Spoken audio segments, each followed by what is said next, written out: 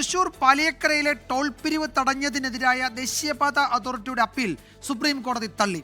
ഹൈക്കോടതിയുടെ ഇടക്കാല ഉത്തരവിൽ ഇടപെടില്ല എന്ന് സുപ്രീം കോടതി വ്യക്തമാക്കി.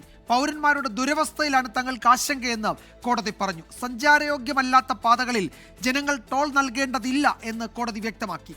ആർ അച്യുതൻ വിവരങ്ങൾ നൽകും ഡൽഹിയിൽ നിന്ന്. അച്യുതൻ, എന്തൊക്കെ കാര്യങ്ങളാണ് ഈ വിഷയത്തിൽ സുപ്രീം കോടതി വ്യക്തമാക്കിയത്? ഈ കഴിഞ്ഞ ദിവസങ്ങളിൽ ഈ ഹർജിയിൽ വാദം നടക്കുമ്പോൾ ഇവിടെ ജനങ്ങൾ അനുഭവിക്കുന്ന പ്രശ്നം എന്താണ് എന്ന് നേരിട്ട് മനസ്സിലാക്കിയ ബെഞ്ചായിരുന്നു അത് കേട്ടത്, അതിൽ നിരീക്ഷണങ്ങൾ നടത്തിയത്. അത് അപ്പാടെ ഈ അന്തിമ ഉത്തരവിലുമുണ്ട് അല്ലേ?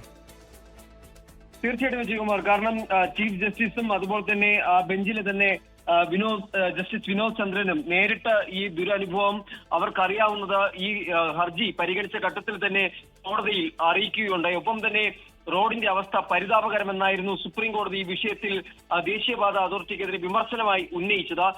1 കിലോമീറ്റർ പിന്നിടേണ്ടടുത്ത് 1 മണിക്കൂർ കൊണ്ട് പിന്നിടേണ്ട ദൂരം 12 മണിക്കൂർ അടുത്താണ് പിന്നിടേണ്ടി വരുന്നത്. എന്തായാലും നിലവിൽ ഈ ഉത്തരവ്, അതായത് ദേശീയപാത അതോറിറ്റിയുടെ ഹർജി തള്ളിക്കൊണ്ടുള്ള ഉത്തരവിലും വിമർശനം തന്നെയാണ് ഉന്നയിച്ചിരിക്കുന്നത്. പൗരന്മാരുടെ ദുരവസ്ഥയിൽ തങ്ങൾക്ക് ആശങ്കയുണ്ട് എന്ന് സുപ്രീം കോടതി അറിയിക്കുന്നു.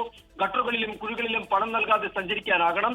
കാര്യക്ഷമതയില്ലായ്മയുടെ പ്രതീകമാണ് റോഡിലെ ഗട്ടറുകൾ എന്നുകൂടി സുപ്രീം കോടതിയുടെ ഉത്തരവിലുണ്ട്.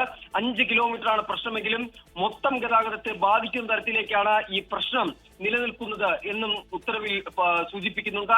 കാര്യക്ഷമതയില്ലാത്തതും ഗട്ടറുള്ളതുമായ റോഡുകൾക്ക് പൗരന്മാർ ടോൾ നൽകേണ്ടതില്ല എന്ന സുപ്രധാന നിരീക്ഷണവും ഈ ഉത്തരവിലുണ്ട്. കാരണം നേരത്തെ തന്നെ ദേശീയപാത അതോറിറ്റി അറിയിച്ചത് 65 കിലോമീറ്ററിൽ 5 കിലോമീറ്റർ മാത്രമാണ് പ്രശ്നമെന്നായിരുന്നു. എന്നാൽ അങ്ങനെയല്ല, ഇത് മൊത്തം ഗതാഗതത്തെ ബാധിക്കുന്നു എന്ന് തന്നെയാണ് സുപ്രീം കോടതിയുടെ നിരീക്ഷണം. എന്തായാലും നിലവിൽ ഇത് ഹൈക്കോടതിയോടും ചില നിർദ്ദേശങ്ങൾ ഈ ഉത്തരവിൽ നൽകുന്നുണ്ട്. ഗതാഗതം സുഗമമാക്കുന്നതിനായുള്ള ഹൈക്കോടതി നിരീക്ഷണം ഇക്കാര്യത്തിൽ തുടരണം എന്നതാണ് നിർദ്ദേശം. മറ്റൊന്ന്, PST എഞ്ചിനീയറിംഗ് ഉപകരാർ കമ്പനിയെ കേസിൽ കക്ഷി ചേർക്കണം എന്നുകൂടി ഇപ്പോൾ ഹൈക്കോടതിയോട് സുപ്രീം കോടതി നിർദ്ദേശിച്ചിരിക്കുകയാണ്. വിജയകുമാർ, യെസ്, ഈ മേഖലയിലൂടെ യാത്ര ചെയ്യുന്നവർ നേരിടുന്ന പ്രശ്നം എന്താണ് എന്ന് മനസ്സിലാക്കിക്കൊണ്ട് തന്നെയാണ് കോടതി ഈ വിഷയത്തിൽ തുടക്കം മുതൽ തന്നെ ഇടപെട്ടത്. പരാമർശങ്ങളൊക്കെ ആ നിലയിൽ തന്നെയായിരുന്നു. അത് ഈ പറയുന്ന ഉത്തരവിലും അത് പ്രകടവുമാണ്. കേരളത്തിലെ മാധ്യമങ്ങൾ റിപ്പോർട്ട് ചെയ്ത വാർത്തകളൊക്കെ ചൂണ്ടിക്കാട്ടി ആയിരുന്നു കോടതി വിഷയത്തിൽ ദേശീയപാത അതോറിറ്റി അഭിഭാഷകരോട് സംസാരിക്കുകയും ചെയ്തത് ഈ ഹർജി പരിഗണനയ്ക്ക് വന്ന ദിവസങ്ങളിലൊക്കെ.